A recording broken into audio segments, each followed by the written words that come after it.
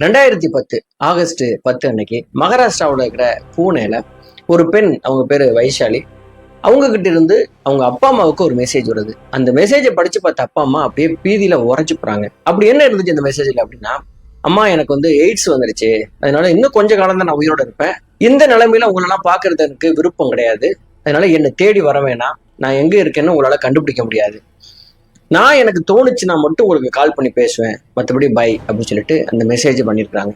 இந்த மெசேஜை பார்த்ததும் அப்பா அம்மா அப்படியே பீதியில உறைஞ்சு போய், நேற்று வரைக்கும் நல்லா பேசிட்டு இருந்தவ இன்னைக்கு திடீர்னு இப்படி மெசேஜ் போடுறாளே, என்ன பிரச்சனை அப்படின்னு சொல்லி பதறி அடிச்சு போய் வைஷாலிக்கு ஃபோன் பண்றாங்க.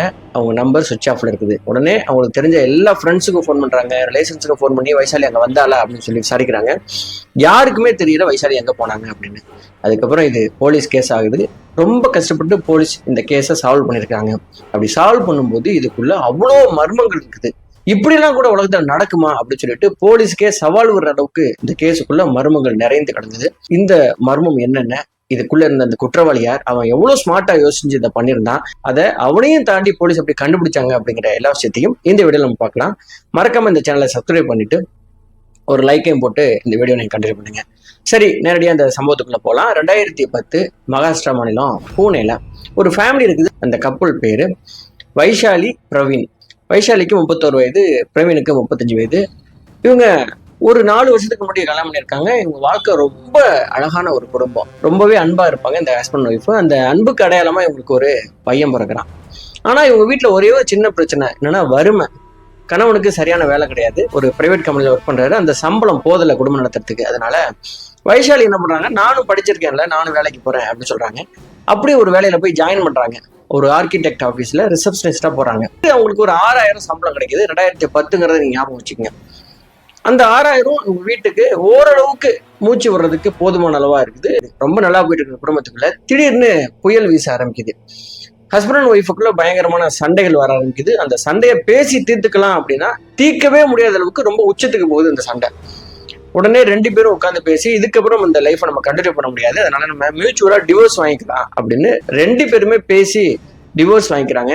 இந்த பையனை என் கூட இருக்கட்டும், நானே வளர்க்குறேன் அப்படின்னு பிரவீன் சொல்றாரு. அதுக்கு ஓகே, நீங்களே வளர்த்துக்குங்க அப்படின்னு சொன்ன வைஷாலி அவங்கள விட்டு பிரிஞ்சு டிவோர்ஸ் வாங்கிட்டு தனியா வீடு எடுத்து தங்குறாங்க. வழக்கம் போல இந்த ஆர்கிடெக்ட் ஆஃபீஸ்ல அவங்க ஒர்க்குக்கு போயிட்டே இருக்காங்க. ஹஸ்பண்ட் பிரிஞ்சு வந்ததுக்கு அப்புறம் பயங்கரமான டிப்ரெஷன்ல இருந்திருக்காங்க. அப்படி டிப்ரெஷன்ல இருந்து ஓரளவு இதெல்லாம் புரிஞ்சுக்கிட்டு லைஃப்னா இப்படிதான் இருக்கும் அப்படின்னு அவங்க வெளியில வந்து வேலைக்கு போயிட்டு இருக்கும் போதுதான் திடீர்னு ஆகஸ்ட் 10, 2010 அன்னைக்கு வைஷாலியோடைய ஃபோன் நம்பர்ல இருந்து ஒரு மெசேஜ் வருது அப்பா அம்மாவுக்கு. அதை படிச்சு பார்த்தவங்க தான் நம்மளுடைய சொன்ன மாதிரி எய்ட்ஸ், என்ன தேடாதீங்க, நான் செத்துருவேன் அப்படின்னு ஒரு மெசேஜ் பார்த்ததும் பதறி போன அப்பா அம்மா என்ன பண்றாங்கன்னா, ஆகஸ்ட் 11, 12, 13 இந்த 3 நாளுமே அவங்களுக்கு தெரிஞ்ச அளவுக்கு வைஷாலியோடைய ஆஃபீஸ் ஃப்ரெண்ட்ஸு, காலேஜ் ஃப்ரெண்ட்ஸு, அவங்க டச்சில் இருக்கிற அத்தனை நண்பர்களுக்கு ஃபோன் பண்ணி விசாரிக்கிறாங்க. ரிலேட்டிவ் வீட்டுக்கெல்லாம் போயிட்டு வைஷாலி வந்தாளா அப்படின்னு சொல்லி விசாரிக்கிறாங்க. எங்கேயுமே வைஷாலி எங்க போனாங்க எந்த தகவலும் யாருக்குமே தெரியவே இல்லை. இதுக்கப்புறமும் நம்ம டைம் வேஸ்ட் பண்ணக்கூடாது அப்படின்னு முடிவு பண்ண அப்பா அம்மா அந்த போலீஸ் லிமிட்ல இருக்கிற போலீஸ் ஸ்டேஷன்ல போயிட்டு ஒரு மிஸ்ஸிங் கம்ப்ளைண்ட்டை பதிவு பண்றாங்க. என்னுடைய மகளை காணா, இந்த மாதிரி அவ மெசேஜ் பண்ணிட்டு அன்னையிலேருந்து காணா அப்படின்னு. இந்த கேஸ் எடுத்து தீவிரமா விசாரிச்ச போலீஸ் இந்த என்கொயரியை எங்கேருந்து ஸ்டார்ட் பண்றாங்க அப்படின்னா, இந்த வைஷாலியோடைய ஆஃபீஸ்ல போயிட்டு, வைஷாலி அன்னைக்கு பாத்தீங்கன்னா ஆகஸ்ட் 10 அன்னைக்கு பார்த்தோம், அவளுக்கு ஏதாவது சிக்கு இருந்துச்சா அப்படின்னா ஒண்ணுமே கிடையாது, எய்ட்ஸ்ன்னு சொல்றாங்க, இது உண்மையானா எங்களுக்கு தெரியல, அந்த மாதிரி பார்த்தா அப்படி தெரியல அப்படிங்கிற மாதிரி பதிவு பண்றாங்க.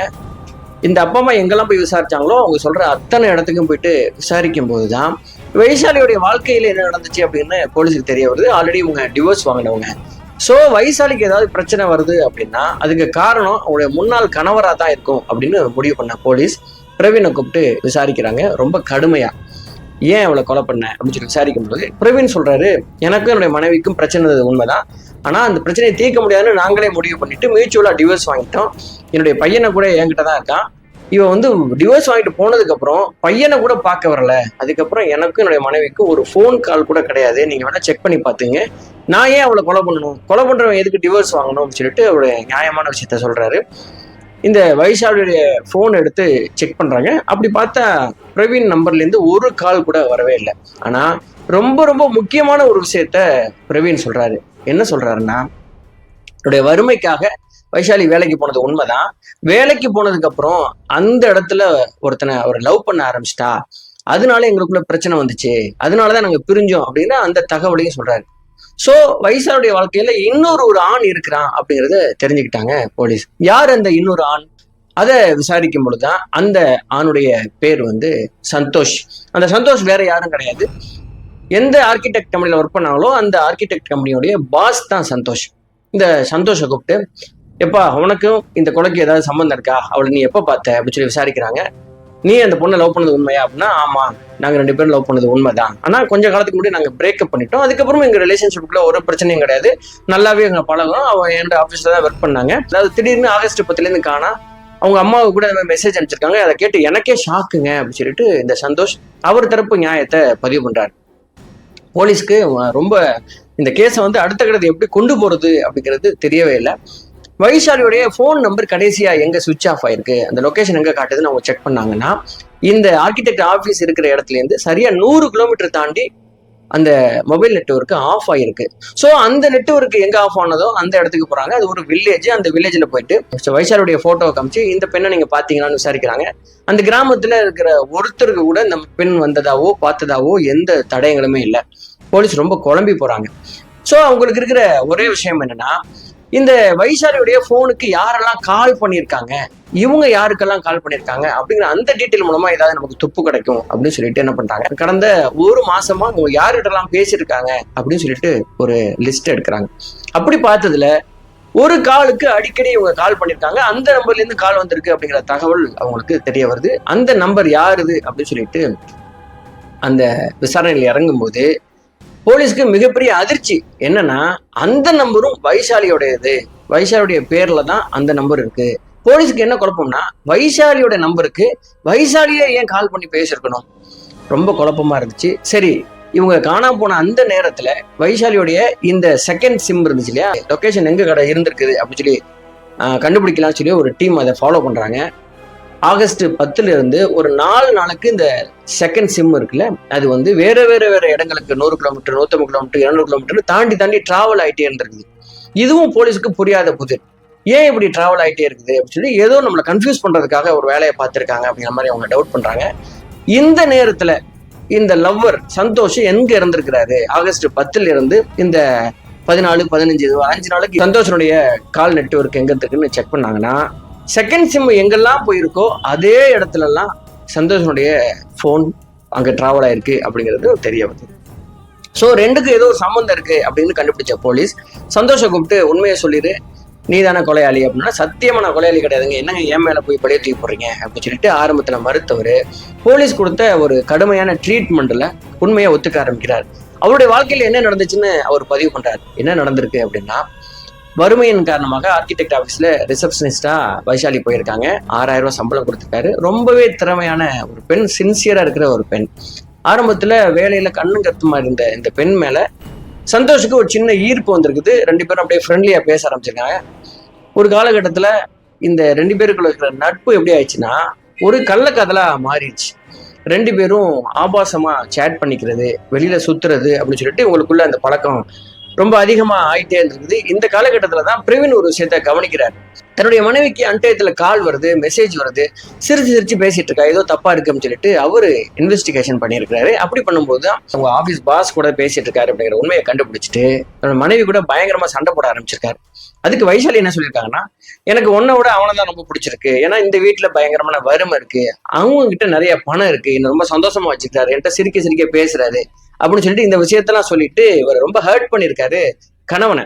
அப்படி சொன்ன உடனே ஒரு கட்டத்துல இதுக்கப்புறம் நம்ம 2 பேரும் சேர்ந்து வாழ முடியாது, அதனால நம்ம மியூச்சுவலா பிரிஞ்சிடலாம் அப்படிங்கிற அந்த முடிவை எடுக்கிறாங்க. 2 பேருமே சேர்ந்து பேசி கோர்ட்ல மியூச்சுவலா போய் டிவோர்ஸ் அப்ளை பண்றாங்க. அப்படி அப்ளை பண்ணதுல என்னுடைய மகன் என்கிட்டயே வளரட்டும், நீ உன் வாழ்க்கையை போய் பாத்துக்க அப்படின்னு சொல்லிட்டு பிரவீன் சொல்றாரு. வைஷாலி பையனையும் ஹஸ்பண்டையும் பணத்துக்காக கள்ளக்கதலுக்காக தூக்கி போட்டு தனியா வீடு எடுத்துட்டு அந்த வீட்டுல தங்கி இருந்து ஆபீஸ் போறது, சந்தோஷ் கூட சுத்துறதுன்னு பயங்கரமா 2 பேருமே கள்ளக்காதல்ல இருந்திருக்கிறாங்க. ஒரு கட்டத்துல என்ன ஆயிடுச்சு அப்படின்னா, இந்த சந்தோஷ் கிட்ட நம்ம கல்யாணம் பண்ணிக்கலாம் அப்படின்னு சொல்ல ஆரம்பிச்சிருக்காங்க. ஆனா சந்தோஷோட நினைப்பு என்னன்னா, இவளை கல்யாணம் பண்ணி குடும்பம் நடத்துறது அவருடைய நினைப்பு இல்லை. ஏன்னா ஆல்ரெடி அவருக்கு கல்யாணம் ஆகி குழந்தைங்கலாம் இருக்குது. அது மட்டும் இல்லாம இந்த ஆர்கிடெக்ட் கம்பெனிங்கிறது அந்த ஏரியாவில் ரொம்ப பிரபலமான ஒரு ஏரியா, ரொம்ப ரெப்புடேஷன் உள்ள ஒரு கம்பெனி. அதனால அவர் நினைக்கிறாருன்னா இவனை வந்து நம்ம கீப்பா வச்சுக்கலாம், ஆனா கல்யாண அளவுக்கு போக முடியாது அப்படின்னு அவரை தவிர்த்துக்கிட்டே இருந்திருக்காரு. ஒரு கட்டத்துல வைஷாலி இந்த டிவோர்ஸ் வாங்கினதுக்கு அப்புறம் த்ரெட்டன் பண்ண ஆரம்பிச்சிட்டாங்க. என்ன நீங்க கல்யாணம் பண்ணிக்கல அப்படின்னா ஊரறிய நான் தான் உங்க பொண்டாட்டி அப்படிங்கிறத சொல்லலைன்னா உங்க ஒய்ஃபு கிட்ட போயிட்டு நமக்குள்ள இருக்கிற இந்த பழக்க வழக்கத்தை நான் சொல்லிடுவேன் அப்படின்னு சொல்லி மிரட்ட ஆரம்பிச்சிருக்காங்க.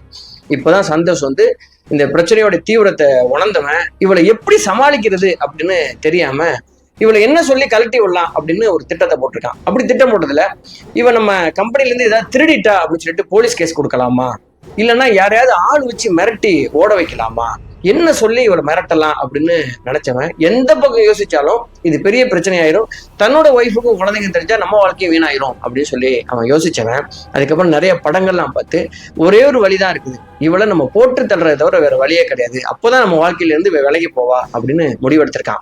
அப்படி முடிவெடுத்தவன் ரொம்ப மாஸ்டர் மைண்டா ஒரு விஷயத்த யோசிச்சிருக்கான். இந்த காலகட்டத்துல எப்படி போயிட்டு இருக்குன்னா வைஷாலிக்கும் சந்தோஷுக்கும் பயங்கரமான சண்டை போயிட்டே இருந்திருக்குது கல்யாணம் பண்ண சொல்லி. உடனடியா அந்த சண்டையில இருந்து இந்த வைஷாலியை சமாதானப்படுத்தி சரி நம்ம கல்யாணம் பண்ணிக்கலாம், அதுக்கு நான் வந்து நாள் குறிக்கிறேன், நீ கவலைப்படாத சொல்லிட்டு மறுபடியும் அந்த ரிலேஷன்ஷிப்பை பாசிட்டிவா மாத்திருக்கான். அதே காலகட்டத்துல இவங்க ஆபீஸ் இருந்த அந்த இடத்துல இருந்து சரியா 70 கிலோமீட்டர் தூரத்துல ஒரு வில்லேஜ்ல ஒரு இடத்த வாங்குறான்.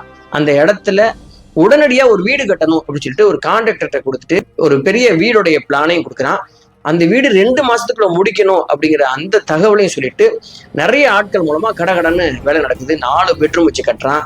அதுவும் குறிப்பா ஒரு பெட்ரூம்ல பெரிய பாத்ரூம் வேணும் அப்படின்னு சொல்லிட்டு கட்ட சொல்றான். வேலை வேக வேகமா நடக்குது. எல்லா வேலையும் முடியும் போது அந்த மேஸ்திரிட்ட என்ன சொல்றான்னா ஒரே ஒரு பாத்ரூம் மட்டும் நீங்க பினிஷ் பண்ண வேண்டாம், அதாவது டைல்ஸ் ஓட்ட வேண்டாம், அது மட்டும் எனக்கு வந்து நான் ஃபாரின்ல இருந்து இம்போர்ட் பண்ணி ரொம்ப வித்தியாசமா டைல்ஸ் போடணும்னு ஆசைப்படுறேன், அதனால அதுக்கு மட்டும் டைம் கொடுங்க அப்படின்னு சொல்லி அதை நொப்பாட்டுறான்.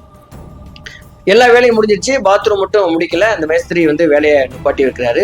இந்த காலகட்டத்துல தான் அதாவது ஆகஸ்ட் மாசம் 2010 வைஷாலிட்டு என்ன சொல்றாங்கன்னா நம்ம 2 பேரும் கல்யாணம் பண்ணிக்கலாம், ஆனா அந்த கல்யாணத்தை நான் வெளியில சொல்றது கொஞ்சம் டைம் ஆகும், நீ அதை விட்டு டைம் கொடு அப்படின்னு சொல்றாங்க. சரி ஓகே கல்யாணம் பண்ணிக்கலாங்கிற அந்த முடிவுக்கு வந்திருக்கானுன்னு சந்தோஷப்பட்டிருக்காங்க வைஷாலி. உடனடியாக என்ன பண்ணிருக்காங்கன்னா இதுக்கப்புறம் உன்னுடைய நம்பரை நீ பயன்படுத்த வேண்டாம், இந்த நம்பர் மூலமா நமக்கு ஏதாவது சிக்கல் வரும் அப்படின்னு சொல்லிட்டு இவங்களுடைய அந்த ஃபர்ஸ்ட் நம்பருக்குல்ல, அதாவது எய்ட்ஸ் அப்படின்னு ஒரு மெசேஜ் வந்துச்சுல, அந்த நம்பரை போனோட வாங்கி தனக்கு நம்பிக்கையான ஸ்டாஃப்கிட்ட கொடுத்து நீ இங்கிருந்து 100 கிலோமீட்டர் தாண்டி ஒரு இடத்துக்கு போயிட்டு அங்கிருந்து வைஷாலியுடைய அப்பா அம்மாவுக்கு எய்ட்ஸ்ன்னு ஒரு மெசேஜை போட்டு அந்த நம்பரை சுவிட்ச் ஆஃப் பண்ணி போனை உடைச்சு ஆத்துக்குள்ள தூக்கி போட்டு வந்துரு அப்படின்னு கொடுத்து அனுப்பிச்சிருக்கான்.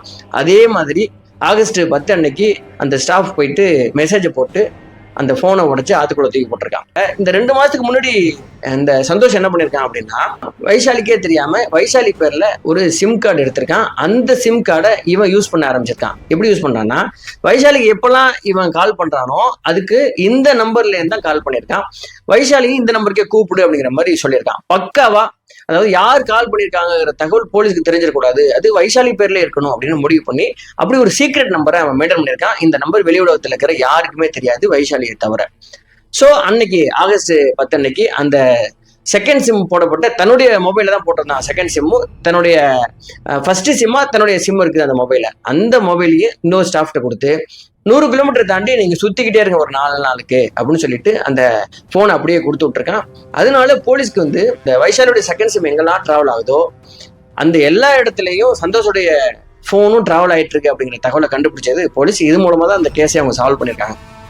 ஸோ இந்த 2 போனையும் அப்படி கொடுத்து விட்டானா, கொடுத்ததுக்கு அப்புறம் வைஷாலிட்ட நம்ம வாழ போற ஃபார்ம் ஹவுஸ் ரெடி ஆயிடுச்சு, நம்ம அங்க போகலாம், நம்ம வாழ்க்கையை ரொம்ப ஸ்வீட்டா ஸ்டார்ட் பண்ணலாம் அப்படின்னு சொல்லி ஏமாத்தி அந்த பெண்ணை அழைச்சிட்டு போயிருக்கான்.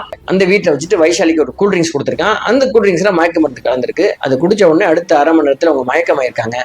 உடனடியா தடாலடியா ஏறி அந்த பெண் உடம்புல ஏறி உட்காந்து கழுத்துல துணியை போட்டு முறுக்கி கதற அப்படியே அவங்கள கொண்டிருக்கான். கொன்ன உடனே அடுத்துதான் அவன் என்ன பிளான் பண்ணியிருக்கான் பாருங்க.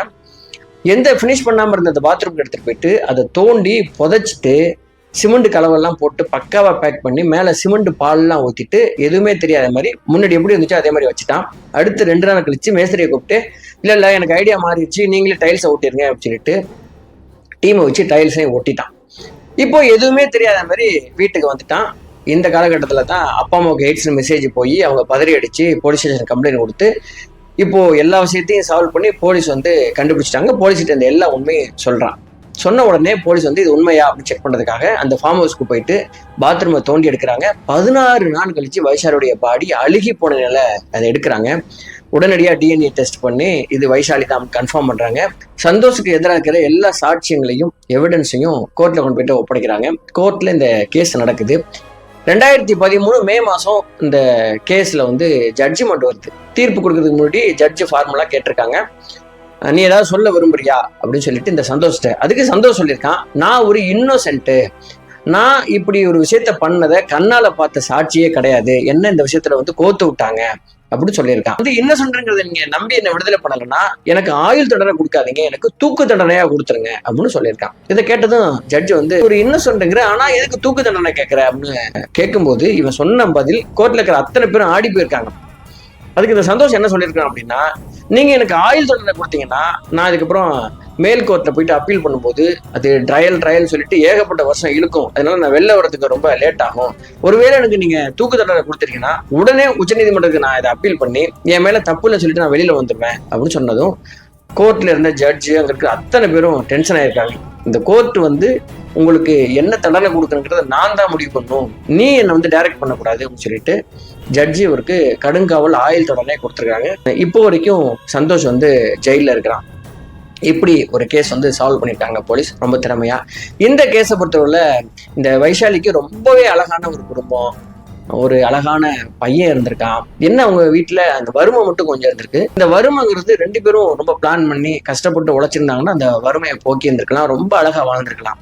ஆனா ஒரு இடத்துல பணம் இருக்கு, ஒருத்தன் வலிறான், அவனை வந்து நம்ம கரெக்ட் பண்ணி லைஃப்ல செட்டில் ஆயிடலாம் அப்படின்னு ஆசைப்பட்டவங்க அநியாயமா அடுத்தவனுடைய பணத்துக்கும் அடுத்தவங்கிட்ட இருந்து கிடைக்கிற காமத்துக்கும் ஆசைப்பட்டவங்க தான் வீட்டுல நியாயமா கிடைக்க வேண்டிய அந்த அன்பையும் காமத்தையும் புறம் தள்ளிட்டு ஒரு அழகான குடும்ப வாழ்க்கையில இருந்து அந்த பெண் ஆசைப்பட்டு வெளியில போயிட்டு அநியாயமா உயிர் போயிடுச்சு.